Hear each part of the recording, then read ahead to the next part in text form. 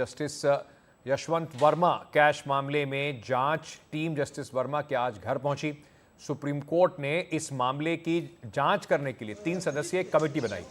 ये committee justice Verma के घर पर, जहां कैश मिला था, जहां पर जले हुए नोट मिले थे, वहां पर पहुंची है।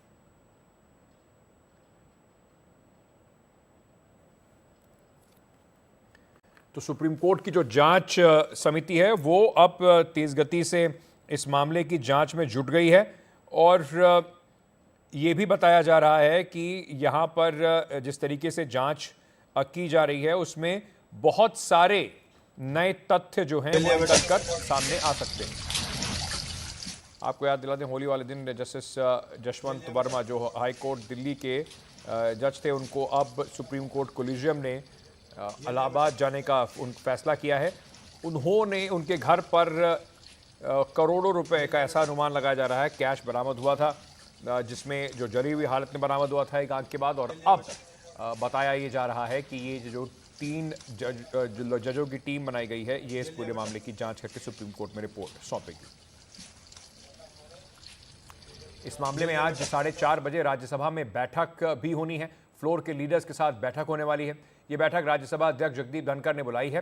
जस्टिस यशवंत वर्मा पर राज्यसभा अध्यक्ष जगदीप धनखड़ ने सदन में कहा कि ये क्रिटिकल और गंभीर मुद्दा है।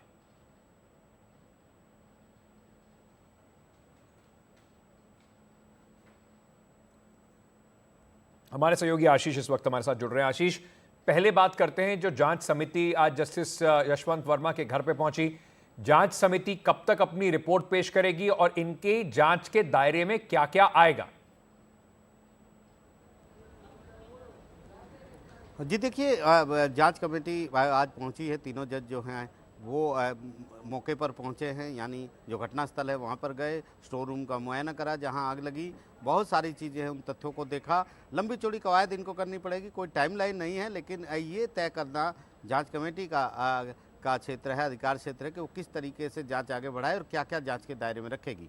तो यहाँ पर जो सूत्रों ने हमें बताया कि लंबी चौड़ी कवायद होनी है, तमाम लोगों से इस केस से जुड़े पूछताछ होनी है, चाहे वो जस्टिस यशवंत वर्मा हो, उनके परिवार के सदस्य हों, या उनका स्टाफ हो, या फिर जो स्टाफ आसपास जो CPWD वाले हैं, या और जो स्टाफ उनके घर आता जाता है वो हो। इसके अलावा जो पुलिस के लोग वहाँ पर मौजूद थे उनसे भी पूछताछ होगी, पुलिस कमिश्नर से भी बातचीत करेंगे वो लोग, फायर कर्मी जो हैं उनसे भी बातचीत करेंगे। इसके अलावा मोबाइल डेटा को भी वो देखेंगे, क्योंकि CJI संजीव खन्ना ने ये निर्देश दिया था कि फिलहाल यशवंत वर्मा जो हैं, जो जज हैं, वो अपने मोबाइल से कोई डाटा डिलीट ना करें, कोई भी रिकॉर्ड उसको ना डिलीट करें, और मोबाइल को भी अपने साथ ही रखें, अपने पास रखें, उसको डिस्पोज ऑफ ना करें।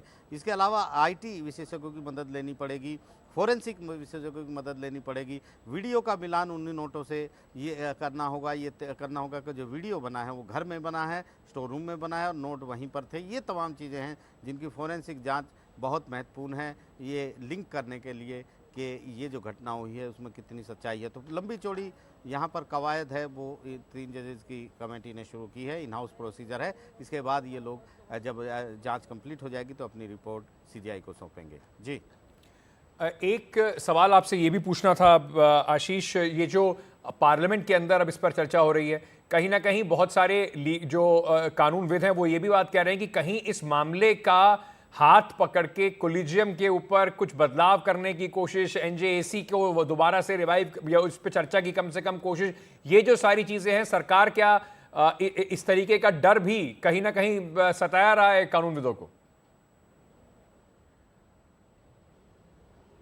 जी देखिए, सरकार यदा कदा ये सब करती रहती है, पहले भी ऐसा नहीं है कि ये पहला अटैम्प्ट है, इस तरह के अटैम्प्ट पहले भी हुए हैं। सरकार NJC लेकर भी आई थी, जिसको सुप्रीम कोर्ट ने सेट असाइड कर दिया था, उसको ख़त्म कर दिया था, संवैधानिक करार दिया था, और ये लगातार डिबेट होती रही है संसद में। ख़ासतौर पर वाइस प्रेसिडेंट जो हैं वो करते रहे हैं कि इस पर कोई विचार होना चाहिए, उसी को लेकर उन्होंने अगला कदम बढ़ाया, क्योंकि सरकार का हमेशा ये मानना है कि NJC जैसा कानून जो है देश में ज़रूर होना चाहिए।